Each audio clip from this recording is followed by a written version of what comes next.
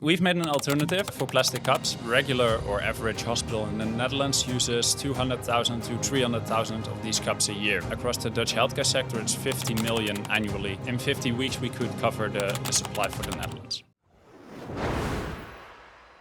Welcome to the Startup Passport by Frontwalker. Today we're joined by Pim Jansen. Thank you very much for joining. You're the CEO of Plastilose. Yes, indeed. Thank you. Nice to be here today. A week ago, I was pretty sick. For me, first of all, exactly. But for me to recover, they gave me some kind of liquid against the coughing, and then, as you usually get it, I got the normal container, and then I got a plastic cup with it. And this is something that you ideally want to change, that I don't get that plastic cup anymore. Yeah, that's the idea. At first, good that you're better. It's nasty to be ill. Yeah, indeed. We've made an alternative for plastic cups, single-use plastic cups, actually. It's an alternative for in the hospitals or nursing institutions, and it's not made of plastic anymore. It's made of bacterial cellulose. For someone who does not know what bacterial cellulose is, what's an easy way to describe that? Think of it as trees growing their leaves. They grow their leaves also with cellulose. It's just a different way of growing. Ours is made of bacteria. The trees make it, we all know the process more or less. So it's the same material trees use to grow their leaves. And in nature, it breaks down as well. So it breaks down like leaves do in autumn. And in institutions where the old school version is used right now, so this is just made out of plastic in hospitals or nursing homes? It's just made of plastic. And there are a lot of plastic types out there. But it's mainly made of plastic. And then do you know if people use it once in hospitals and then it gets thrown away, or can they use it multiple times? Because it's different patients, of course. So is it something they do, or do they really just use it once and then? No, it's mainly used once. So nurses use these cups to put in pills and liquid medication like you got. And they give it to the patients on the nursing ward. And it's used one cup for one patient, and then it's thrown away.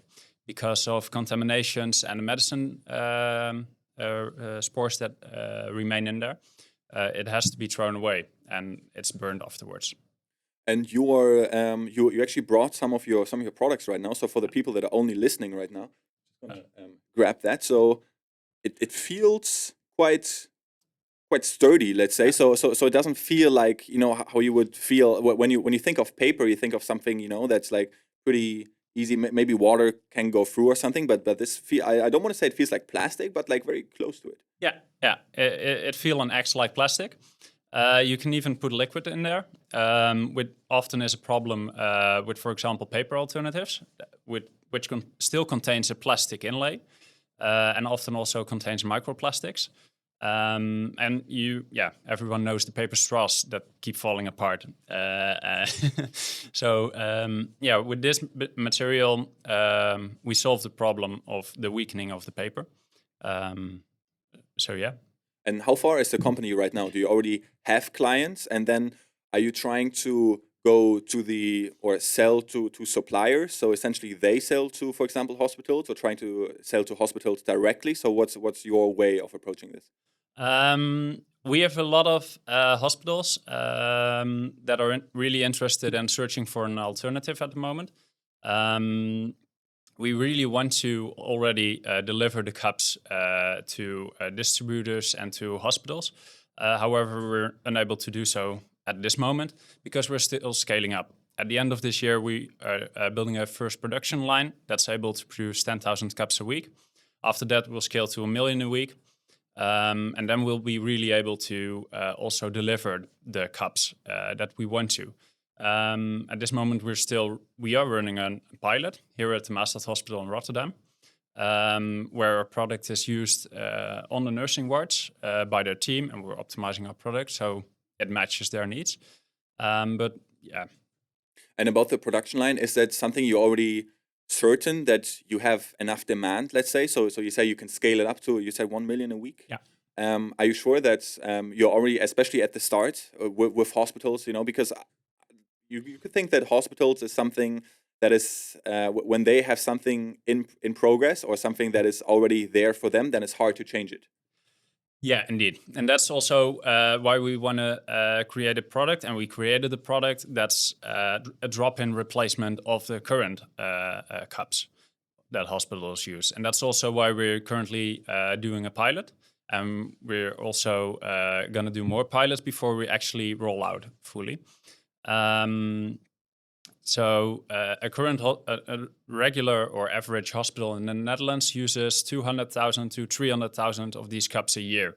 And across the Dutch healthcare sector, it's 50 million annually cup usage per year. Which also means that in 15 weeks, you could get the whole supply of the Netherlands covered?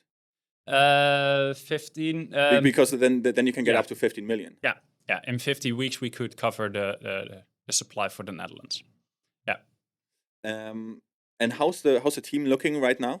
So you have you as the CEO, COO, and then who else is part of that? We're actually scaling up pretty fast.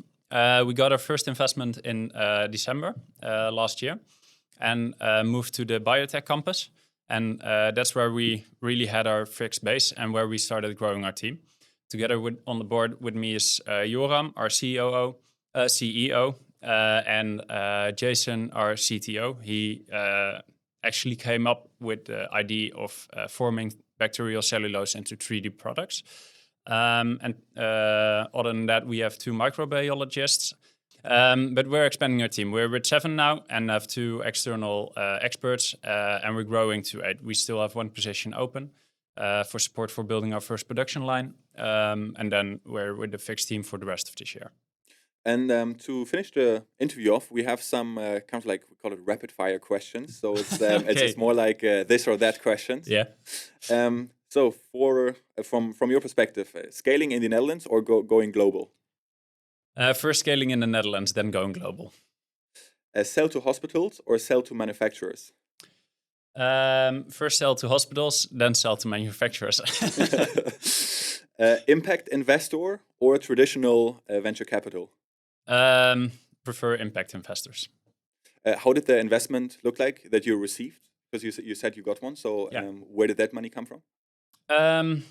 It comes from a new investment fund of a brother and sister who wanted to give a good impact to the world and that the world we leave behind with each other.